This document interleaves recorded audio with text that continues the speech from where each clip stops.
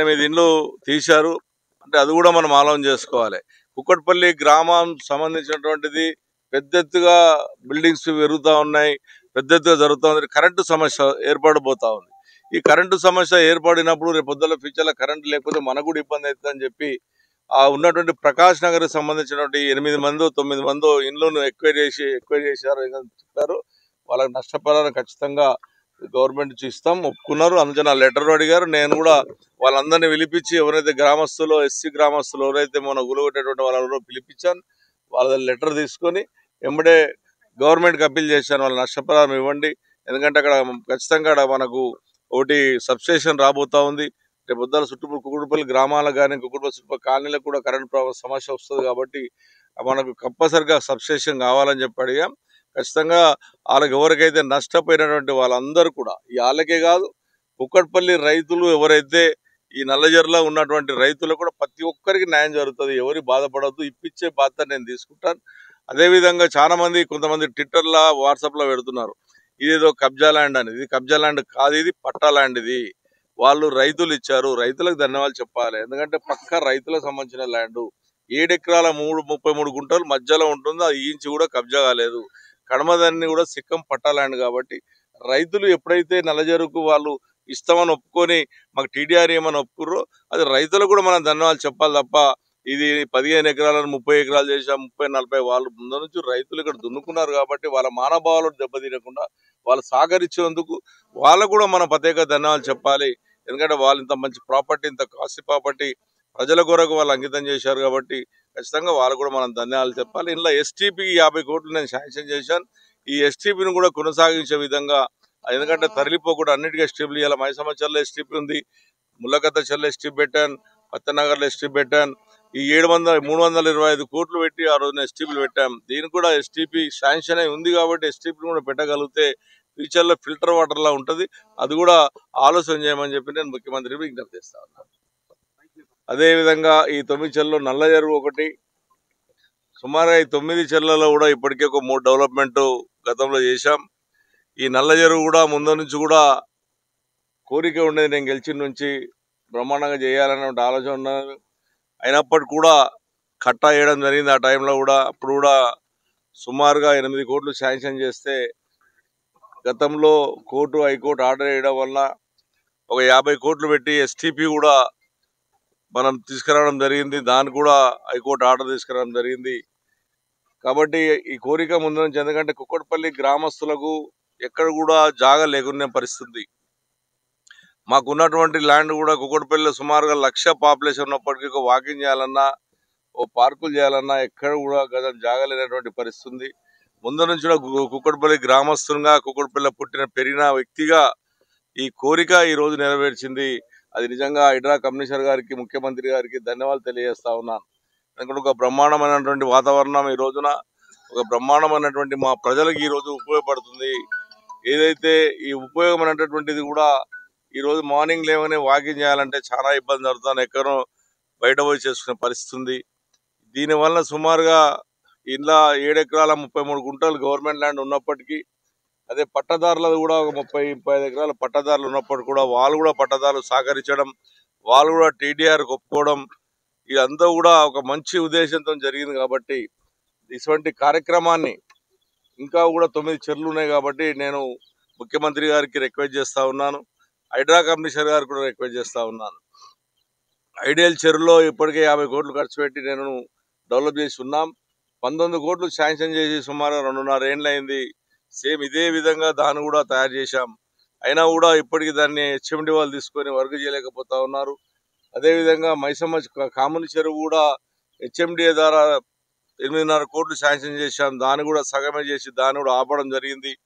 So అదేవిధంగా బోయిన చెరువు కూడా ఇప్పటికే డెవలప్ చేసి ఉన్నాం. దాన్ని బోయినపల్లిలో అది కూడా ఇప్పటికీ కంప్లీట్ కాబోతా ఉంది. అది కూడా కంప్లీట్ అయిపోయింది. ఇంకా 9 చెర్లలో అలా ముళ్ళగత్త చెరువు కంప్లీట్ అయిపోయింది బ్రహ్మాండంగా, అది కూడా బ్రహ్మాండం చేశాం. ఇప్పుడు ఈ 3 చెర్లు అయిపోయాయి. ఇంకొక 6 చెర్లలో నల్ల చెరువు ఈరోజు హైడ్రా కమిషనర్ శ్రద్ధ తీసుకొని నేను చేయడం కూడా సంతోషకరమైన విషయం. ఇంకొక 3-4 చెర్లు ఉన్నటువంటి ఏవైతే ఉన్నాయో అవి కూడా చేస్తే అక్కడ ఉన్న పబ్లిక్ కూడా చాలా బాగుంటుందని చెప్పి నేను హైడ్రా కమిషనర్ విజ్ఞప్తి చేస్తా ఉన్నాను. రెండోది మా కుక్కట్పల్లి గ్రామానికి ఈ నల్లజెరువు ఒకటి, పల్లె కాజాకుంట అని ఒకటి ఉంటుంది. అదొక 8 ఎకరాల 33 గుంటలు ఉంది. దాంట్లో ఎస్టీ పెట్టాము, ఇంకొక ఎకరా 2 ఎకరాలు ఉంది. అది కూడా మేము రిక్వెస్ట్ చేశాం, ముఖ్యమంత్రి గారికి ఇచ్చాము. ఈ 9 చెర్ల మీద కూడా ముఖ్యమంత్రికి ఇచ్చాము. ఈ 9 చెర్లను కూడా మీరు నల్లజెరువును ఏ రకంగా అభివృద్ధి కార్యక్రమంలో చేస్తా ఉన్నారో, ఇంకొక 3 చెర్లు నేను డెవలప్ చేసాము. ఇప్పుడు గతంలో ఇంకొక 3 చెర్లు ఉన్నాయి, అవి కూడా చేసినట్టుంటే ప్రజలకు ఉపయోగపడంగా ఉంటుందని చెప్పి తెలియజేస్తూ, అదేవిధంగా మాకున్నటువంటి గ్రామానికి ఉన్నటువంటి ట్రక్ పార్క్ ల్యాండ్ సుమారుగా 29 ఎకరాల ల్యాండ్. అది గతంలో 83లో అన్నా ఎన్టీ రామారావు గారు దాన్ని ట్రక్ పార్క్ తీసుకురావడం జరిగింది. అప్పటి నుంచి ట్రక్ పార్క్ కిందనే దాన్ని నడుస్తా ఉంది. దాన్ని గతంలో 5 ఏళ్ల కింద ముఖ్యమంత్రి కేసీఆర్ గారికి అప్పుడు ఇచ్చి దాన్ని పొటెన్షియల్కి తరలించండి అని చెప్పి ఆ రోజు రిక్వెస్ట్ చేస్తే దాన్ని పొటెన్షియల్కి ట్రాన్స్ఫర్ చేయడం జరిగింది. ఆ ల్యాండ్ ఉంది. దాంట్లో ముఖ్యమంత్రి గారు కూడా నేను అసెంబ్లీలో చెప్పడం జరిగింది. ఇప్పుడు ఉన్నటువంటి ముఖ్యమంత్రి గారికి క్రికెట్ గ్రౌండ్ ఒక 5 ఎకరాల బ్రహ్మాండం కట్టించినట్టుంటే, కడమ ల్యాండ్ చుట్టుముట్టు కడమ ల్యాండ్ కూడా పార్క్ చేసినట్టుంటే చాలా బాగుంటుంది అని చెప్పి తెలియజేస్తా ఉన్నాం. దాని నడమ మీరు అమ్ముతామని చెప్పి వార్తలు వస్తూ ఉన్నాయి. మీరు పేపర్కి ఇచ్చారు, అది ఎట్టి పదిలో విరమించుకోమని చెప్పి నేను ముఖ్యమంత్రిగా కోరుతా ఉన్నాను. ఎందుకంటే మాకు ఉన్నటువంటి గ్రామానికి ఉన్నటువంటి ల్యాండ్ అది ఒకటే ల్యాండ్. ఆ 27 ఎకరాల ల్యాండ్. పాపులేషన్ పెరిగిపోతూ ఉంది, ఇంకా బిల్డింగ్స్ రాబోతా ఉన్నాయి. ఆన్నే మెట్రో స్టేషన్ వస్తూ ఉంది.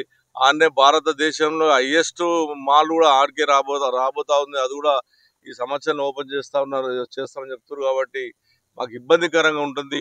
నేను ప్రెస్ ద్వారా, మీడియా ద్వారా ఆల్రెడీ ముఖ్యమంత్రి గారికి లెటర్లు ఇచ్చాను. నేను అది ఎట్టుపల్లి అమ్మొద్దని చెప్పి, అది అమ్మకుండా దాన్ని కాపాడమని, దాన్ని ప్రజలకు ఉపయోగపడే విధంగా ఇవ్వమని చెప్పి. ఎందుకంటే ఆ రోజు కుక్కట్పల్లి గ్రామస్తులో ఉన్నటువంటి రైతులు ఆ రోజున మీకు ఎక్వైరీ చేసేదానికి మీకు సహకరించారు. కాబట్టి ఆ రైతుల పేరు మీదనే చేయమని చెప్తా ఉన్నాను. అదేవిధంగా ఏదైతే ఈ నల్లజెరువు ఏదైతే ఉన్నదో దీని మీద నల్లజెరువు పేరు మీదనే బ్రహ్మాండంగా నల్లజెరువు పేరు పెట్టాలని చెప్పి, ఇంకా వేరే పేరు పెట్టకూడదని చెప్పి కూడా నేను తెలియజేస్తా ఉన్నాను. ఎందుకంటే ఇది ఒక చరిత్ర కలిగిన నల్లజెరువుకు ప్రత్యేకత ఉంది. చాలా మంది తెలియని విషయం ఏంటంటే, నల్లజెరువు అనేటటువంటి దానికి చైన్ సిస్టమ్ అనేటువంటిది నల్లజెరువు కాదు. ఇలా ఉన్నటువంటి 9 చెర్లలో 8 చెర్లకు చైన్ సిస్టమ్ ఉంటాయి, లింక్ సిస్టమ్ ఉంటాయి. దీనికి ఏ లింక్ సిస్టమ్ ఉండదు. ఒక నల్లజెరువుకు మైసమ్మ చెరువు, లేకపోతే పరికి చెరువు, లేకపోతే అంబేరి చెరువు, ఏ చెరువు లింక్ లేదు. ఒకే ఒక చెరువు నల్లజెరువు. మన హైదరాబాద్ నగరంలో లింకు లేని చెరువు నల్లజెరువు, కుక్కట్పల్లి చెరువు. కాబట్టి దీనికి ఏ రకంగా కూడా ఫ్యూచర్లో కూడా ఇబ్బంది జరగదు. కాబట్టి ఫ్యూచర్లో పైనుంచి వచ్చే డ్రైనేజ్ కూడా ఇలా కలవలేకుండా ఉంటుంది. కాబట్టి అన్ని చెర్లకు ఈరోజు లింక్స్ ఉన్నాయి. ఇలా ఐడియల్ చెరువు, రంగనాథ్ చెరువు 9 చెర్లు ఉన్నాయి. బోయిన చెరువు అల్వాలకు ఉన్నటువంటి 18 చెర్లు ఉన్నాయి. అదే మైసమ్మ చెరువు, కామన్ చెరువు, ఇలా శేర్లింగంపల్లికి సంబంధించినటువంటి సుమారు 60-70 చెర్లు లింకులు ఉన్నాయి. అన్నిటికీ లింకులు చెరువులు ఉన్నాయి తప్ప ఒక నల్లజెరువు, కుక్కట్పల్లి నల్లజెరువుకి లింకు లేదు. కాబట్టి ఇది ఒక బ్రహ్మాండంగా ఉంటుంది. కాబట్టి డ్రైనేజ్ ఎప్పుడైతే చెరువుల కలుస్తుందో, డ్రైనేజ్ వ్యవస్థ డ్రైనేజ్ గిట చెర్ల కలుస్తుందో గుర్రం డెక్క వచ్చే అవకాశాలు ఉంటాయి. ఈ డ్రైనేజ్ వ్యవస్థను కాపాడాలంటే కన్సల్ట్కి సంబంధించినటువంటి వాటర్ వర్క్స్ వాళ్ళు మెయింటైన్ చేయవలసిన అవసరం ఉంది. డ్రైనేజ్ గిట ఈంచి కలిసినా మళ్ళీ గుర్రం డెక్క స్టార్ట్ అయిపోయి మళ్ళా దోమ స్టార్ట్ అవుతుంది. అది జాగ్రత్త తీసుకోవాలి. హైడ్రా కమిషనర్ గారు దీన్ని 2 ఏళ్లే తీసుకుంటామని చెప్తా ఉన్నారు. దీన్ని ఏదున్నా ప్రైవేట్ పరంగా ఎవరైతే మీరు ఇస్తామనుకుంటున్నారో స్ట్రిక్ట్ మెయింటైన్ చేయాలి. ఈ రోజున ఐడియాలు మనం ఇలా జిహెచ్ఎంసీ వాళ్ళకి ఇస్తే దాన్ని పట్టించుకోకుండా లైట్లు వలగొట్టి రాత్రిపూట రకరకాలుగా ఇబ్బంది జరుగుతూ ఉంది. కాబట్టి అసలు జరగకుండా చూడమని చెప్పి నేను ముఖ్యమంత్రి గారు విజ్ఞప్తి. డెవలప్ చేసుడు ముఖ్యం కాదు, దాన్ని మెయింటైన్ చేసుడు ముఖ్యం. ప్రజలకు అందుబాటులో తీసుకొచ్చినప్పుడు ప్రజలు ఏ రకమైనటువంటి ఇబ్బందులు జరగకుండా చూసే బాధ్యత మనది ఉంది. అందుకొరకే నేను ముందు నుంచి కూడా నల్లజెరువు డెవలప్మెంట్ చేస్తామని గవర్నమెంట్ ప్రకటించినప్పటి నుంచి కూడా నల్లజెరువుని ఎప్పుడు అడ్డుపడలేదు నేను. ఎందుకంటే నల్లజెరువు డెవలప్ కావాలన్నటువంటి కోరిక ముందు నుంచి నాకు ఉంది. కాబట్టి ఏ రోజు కూడా నల్లజెరువును డెవలప్ చేయొద్దు అని నేను చెప్పలేదు.